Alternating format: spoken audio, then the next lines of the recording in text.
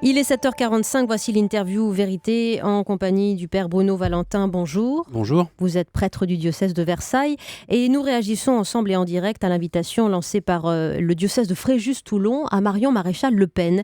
Invitation pour une table ronde entre les médias et la politique. Alors elle est députée Front National du Var, Marion Maréchal Le Pen. Elle revendique également sa foi catholique, mais c'est une invitation placée sous le signe du dialogue qui choque, c'est le moins qu'on puisse dire, y compris dans les rangs épiscopaux. J'ai le sentiment que vous ne partagez pas ce malaise parce que vous avez écrit sur votre compte Twitter hier soir pour annoncer notre entrevue « Marion Le Pen à la Sainte-Baume et si la vraie nouveauté était dans la salle ». Qu'est-ce que vous voulez dire par là ? Mais je crois qu'il faut dire d'un mot le contexte de cette invitation. Marion Le Pen, elle n'est pas invitée à faire le sermon de la grand-messe, ni à faire le caté aux enfants.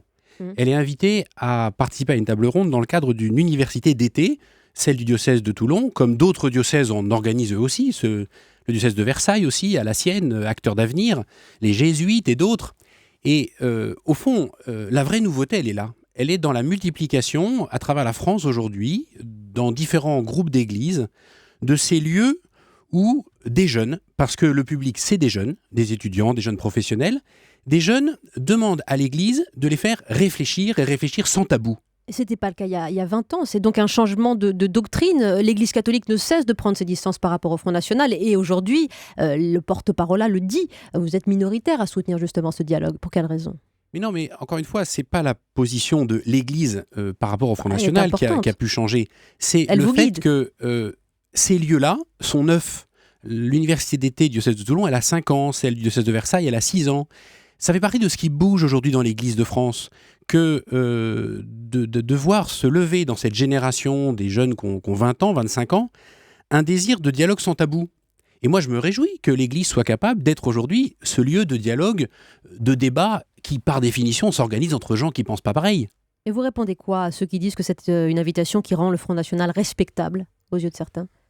Moi, je pense qu'il n'y a aucune raison d'avoir peur du dialogue, parce que le dialogue n'est pas forcément un exercice de complaisance. Le dialogue, c'est aussi l'occasion de mettre les uns les autres devant leurs contradictions et de les appeler à la cohérence. Vous l'avez dit, Marion Le Pen dit sa foi chrétienne, et qui aurait le droit de lui contester ? Il y a des hommes et des femmes politiques de tous bords qui disent leur foi chrétienne. Ce matin, à la Sainte-Baume, elle va être amenée, probablement, à être mise devant ses propres contradictions, sur des sujets qui sont des sujets brûlants, où la position de l'Église, elle est connue et incontestable.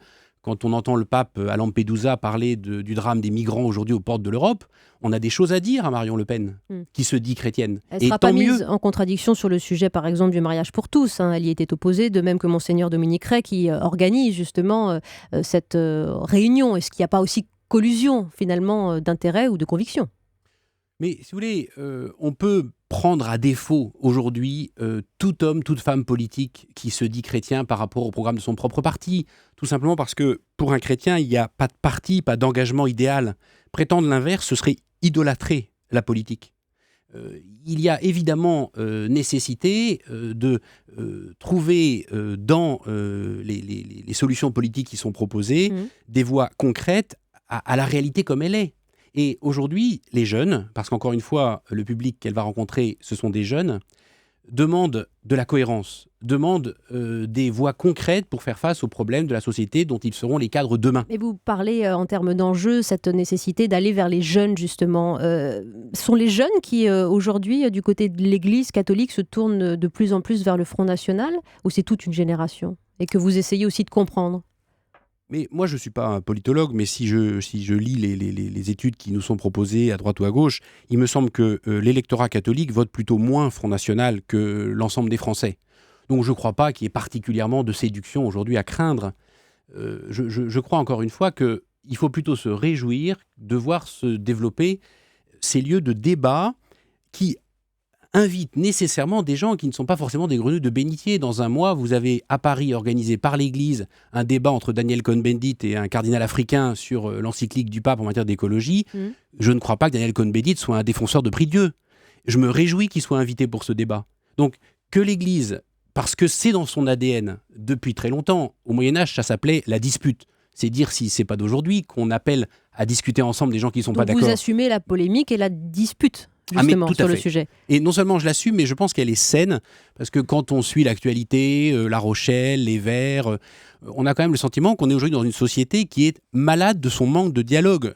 On a beaucoup de mal à discuter autrement qu'en s'écharpant. Que l'Église ouvre ces petits espaces de dialogue entre gens qui ne pensent pas pareil me réjouit. Et même si le porte-parole de la Conférence des évêques de France, qui vous représente, a rappelé qu'un certain nombre d'idées qui sont défendues par le Front National sont en opposition, je le cite, avec l'Évangile précisément. C'est évident. Notamment l'accueil de l'étranger, C'est évident. flagrant. Mais encore une fois, il ne s'agit pas de faire la campagne électorale de qui que ce soit. Il s'agit d'aller à la contradiction sur la base d'un débat d'idées. Et je pense que la génération à laquelle on s'adresse demande cela aujourd'hui. Parce que c'est une génération qui est formée à la fois par le pape Benoît XVI, qui n'a cessé de dire à l'Église « n'ayez pas peur de penser », et par le pape François, dont l'un des grands axes de conduite, c'est la réalité prime sur l'idée. Ça veut dire, pour les jeunes aujourd'hui et pour les jeunes ecclésiastes que vous représentez, pas de brebis galeuses? Ça veut dire mettez les mains dans le cambouis, prenez les problèmes de la société comme ils sont et tentez d'apporter votre pierre à des solutions communes. Et ça, nécessairement, ça passe par mettre les mains dans le cambouis. Et à comprendre et à chercher des explications, même quand c'est polémique et sur des sujets qui débattre, fâchent. à comprendre, à objecter, encore une fois, à confronter des solutions proposées à d'autres qui semblent davantage éclairées par l'Évangile. La génération qui vient a soif de débat, a soif de responsabilité, a soif de prendre sa place dans la société comme elle est. Et moi, je me réjouis, vous voyez, de voir dans une université d'été comme celle du diocèse de Versailles, des banquiers, des hommes et des femmes politiques, des hauts fonctionnaires, des journalistes, venir dire à 200 jeunes « Écoutez, voilà comment moi, j'essaye de tracer ma route dans un monde complexe. » Et je peux vous dire, pour y avoir déjà assisté, que les jeunes ne reçoivent pas ça comme parole d'évangile, c'est le cas de le dire. Ils posent des questions, ils proposent d'autres solutions, ils objectent. Ce faisant, ils se forgent une conscience citoyenne.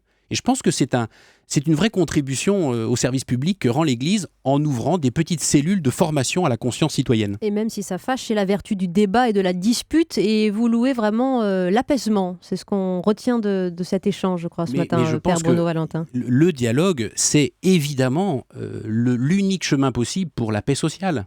L'unique chemin possible pour la paix sociale. Merci beaucoup de cet échange. Nous serons, je vous le précise, à la Sainte-Baume justement à 10h avec notre envoyé spécial pour Europe 1. Merci beaucoup, Père Bruno Valentin, prêtre du diocèse de Versailles, vous qui organisez également des échanges iconoclastes.